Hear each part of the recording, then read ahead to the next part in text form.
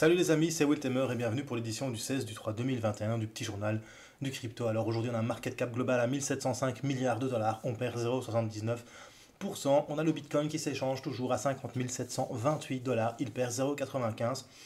On a Ethereum quant à lui qui gagne 0,49% à 1789 dollars et on a Cardano qui repasse en troisième position. La petite Ada Wong de mon cœur te fait un petit 18,70%.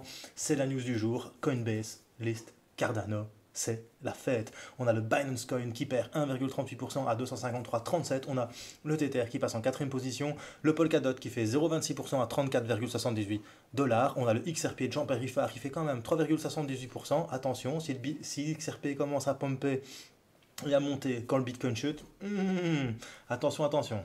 Attention, un grand mouvement peut-être, encore une fois.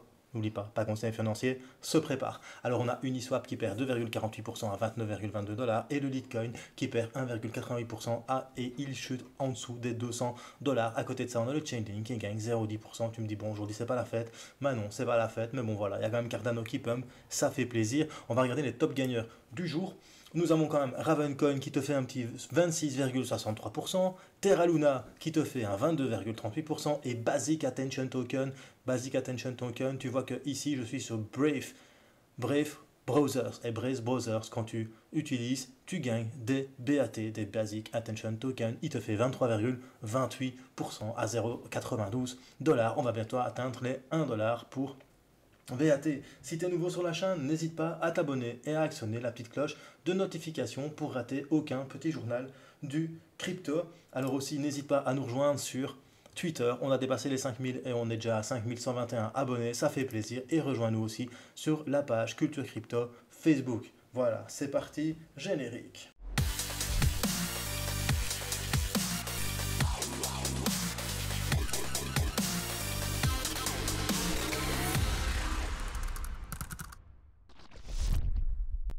Alors la news du jour est une news qui n'est pas faite pour me déplaire, comme si tu me suis depuis 2017 maintenant, tu sais bien que Wiltemer Cardano, c'est sa petite pépite dont il te prend la tête depuis plus de 4 ans avec. Mais Cardano a augmenté depuis 20% suite à l'annonce de cotation sur Coinbase Pro. Conclusion, ça y est, Cardano enfin débarque sur Coinbase, mais sur Coinbase Pro. Mais généralement, quand ça arrive sur Coinbase Pro, quelques temps après, ça arrive sur Cardano, sur Coinbase, l'application normale. Et généralement, lorsque c'est déposé sur Coinbase Pro, ça pump cochon et c'est ce qui se passe, plus 20%. Faites attention, n'oubliez pas, on achète bas pour revendre haut. Faut pas rentrer maintenant dans le Cardano parce qu'il pump, on rentre dans le Cardano avant parce qu'il perdait. C'est comme ça qu'on fait, on achète quand ça chute pour revendre quand ça a monté, tout simplement. En tout cas, voilà, c'est une très très bonne nouvelle pour Cardano. Ça fait quelques temps que j'attends ça. Je comprenais pas pourquoi Cardano n'était pas encore listé sur Coinbase Pro et sur Coinbase. Et voilà, chose faite. Conclusion, Cardano to the moon, bro. Après ça, on va parler de Engine et les NFT. Je suppose que tu connais les célébrations sur les jeux vidéo type Fortnite. Quand tu fais un petit headshot ou un beau kill, tu fais une petite célébration pour fêter ça, une petite danse avec ton personnage, un petit emote animé, on va dire. Eh bien, Engine vient de s'associer avec Beauty in the Street pour une création de NFT de danse, de célébration. C'est-à-dire que tu vas pouvoir avoir des célébrations uniques ou alors en petit nombre sur un jeu vidéo. Pour le moment, ça se passe uniquement sur Alterverse. C'est un jeu 3D PC et Virtual Reality. C'est Speaky Wallcover, alias Snapdog. C'est un gros... apparemment c'est un bon danseur super connu, a fait une certaine célébration et cette célébration elle est associée à un NFT. Conclusion, dans le jeu vidéo maintenant les NFT vont arriver et ça c'est quand même du lourd parce que c'est ça aussi les NFT, c'est plein de choses. Là ça veut dire qu'il y a des joueurs qui vont pouvoir détenir des célébrations uniques. Du coup, ils vont peut-être s'échanger à des prix de dingue, comme le reste avec les NFT. Donc voilà, c'est aussi ça, les NFT, c'est plutôt sympa. Je sais pas ce que vous en pensez, vous. Dites-moi ça dans les commentaires. Dites-moi aussi ce que vous pensez de Cardano et de son pump magique grâce à Coinbase. Après ça, on a Tezos qui lance aussi sa marketplace d'art numérique. NFT, je te le donne en mail. Pour l'instant, le NFT, c'est un petit peu comme les ICO 2017. C'est du NFT à gauche, du NFT à droite, du NFT en bas, du NFT en haut, du NFT en oblique, du NFT à à la danse, tout ce qui existe à la NFT. Ben voilà, Tezos s'est dit, bon, ben, nous aussi, ce serait quand même bien qu'on s'y mette aussi au NFT. Conclusion, Tezos lance sa marketplace pour les jetons non fongibles, Inc et Nunk. Voilà, après on a le PDG de Visa qui affirme que les crypto-monnaies pourraient devenir extrêmement courantes dans la vie de tous les jours d'ici 5 ans. C'est lors d'une interview et une conversation avec le PDG de Fortune que le CEO et le PDG de Visa annoncent que pour lui, les crypto-monnaies ne peuvent que devenir de plus en plus populaires et que d'ici 5 ans, tout le monde connaîtra les crypto-monnaies et la plupart des gens les utiliseront pour moyen de paiement car, comme je vous expliquais hier dans la vidéo, pour l'instant, que font nos États? Ils impriment, en veux-tu, en voilà des billets, conclusion, inflation, conclusion, avec 100 euros aujourd'hui, tu n'achèteras pas la même chose demain. Voilà, et ça, les gens commencent petit à petit à le comprendre. C'est peut-être pour ça aussi que les gens rentrent petit à petit dans le Bitcoin. Allez, après ces petites news, en bref, on va parler et on va regarder l'analyse technique du Bitcoin sur TradingView. Je vous ai fait ça ici. Alors, je l'ai posté aussi sur mon compte Weltemer Trading sur Twitter. Si ça vous dit, vous avez toutes les infos en description. Alors, le Bitcoin, je t'ai fait une analyse technique en H1, donc en 1 heure sur Bitfinex. On a la moyenne mobile 50, la 100, la 200. On a les volumes et on a le RSI. J'ai fait sauter le MACD. Alors, tu vois que ici, je te dis qu'en 1, on a eu un dead cross entre la 50 et la 100.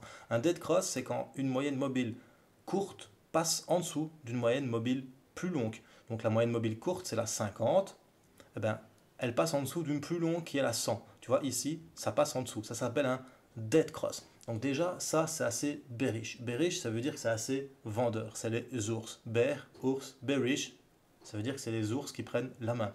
En 2, il y a eu la cassure de la moyenne mobile 200 par le cours. Tu vois, ici, elle l'avait retenu, elle a essayé de retenir le cours, c'est la ligne bleue, ça a retenu le cours, mais malheureusement, ça a chuté, ça a cassé. En 3, tu vois que ça a rebondi, mais ça n'a pas rebondi dans le vent, pardon. Ça a rebondi sur un précédent plus bas. Tu vois, ça c'est un bas, un bas et un bas. Du coup, ici, on a formé un support, en espérant que ce support tienne bon. Hein. Parce que franchement, s'il ne tient pas bon, c'est pas trop la fête. Maintenant, support ou pas support, hein, je vais te dire ma façon de penser quand même, mais ça c'est personnel. En tout cas, en H1, hop, ça fait ceci. Et si tu relis les autres points, ici. Encore une fois, je suis pas analyste technique, hein, les gars, n'oubliez pas, ça fait un triangle descendant. Et un triangle descendant, généralement, ça sent pas bon. Encore une fois, je suis pas analyste technique, c'est pas mon taf. Je suis pas conseiller financier, c'est pas mon taf. En tout cas, ça a rebondi. Et une fois que ça a rebondi sur ce précédent plus bas, en 4, ce que ça a fait un pullback sur la moyenne mobile. Conclusion, ça a cassé, ça a rebondi, c'est remonté, et on a essayé de venir chercher la moyenne mobile à 200 périodes, mais ça n'a pas réussi. Donc ça a fait un pullback, hop, et c'est revenu en arrière. Et là, tu as le Bitcoin qui est en train d'osciller ici sur cette petite résistance qui est créée aussi avec un précédent plus bas ici. Voilà. Cet aimant, il m'embête, mais bon, des fois j'en ai besoin. Voilà, tu vois qu'on est vraiment en train d'osciller ici. Quand je vois les volumes, comme je t'ai dit hier, c'est vraiment pas folichon. Conclusion, il y a de fortes chances, encore une fois, je ne suis pas analyste technique, mais bon, il y a de fortes chances qu'on suive cet oblique ici, hein, parce qu'on n'arrive pas à la voir. Donc soit on va la casser, on va revenir essayer de tester une deuxième fois la moyenne mobile 200 périodes, mais si il y a encore un deuxième pullback, c'est quasiment certain qu'on va revenir au moins tester cet oblique.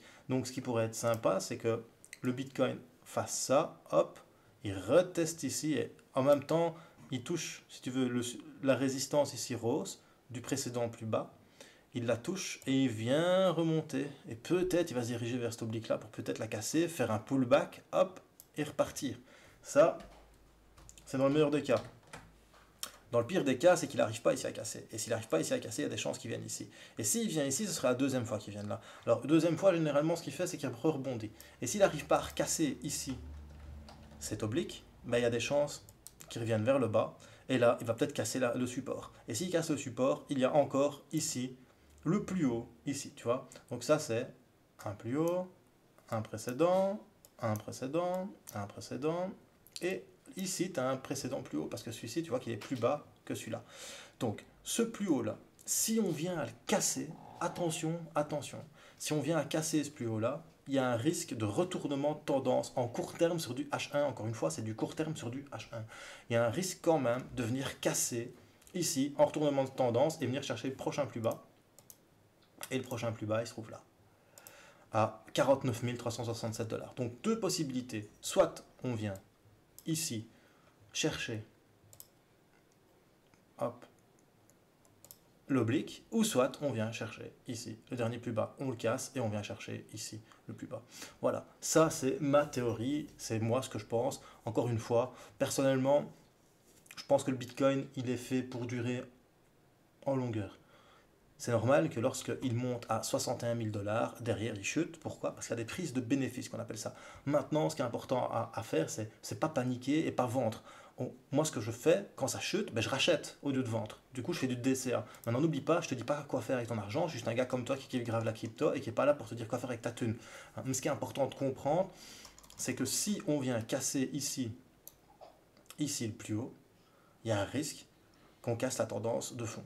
Maintenant, tu as quand même la moyenne mobile 200 qui est encore là sur du H4 pour venir sauver les meubles ici, plus ou moins à 51 000 $. Voilà, c'était Will Tamer pour le petit journal du crypto. Si tu as bien aimé, n'hésite pas à mettre un petit pouce bleu. Si tu n'as pas aimé, n'insiste pas, mais mets-le quand même, mets ton petit pouce rouge. Mettez des commentaires, partagez un maximum la vidéo sur vos réseaux sociaux, ça aide la chaîne à se faire connaître et à prendre de plus en plus d'abonnés. Bienvenue à toutes les nouvelles personnes qui nous ont rejoints. Surtout n'oublie pas bro, choose life, choose freedom et choose Bitcoin. Peace et à demain.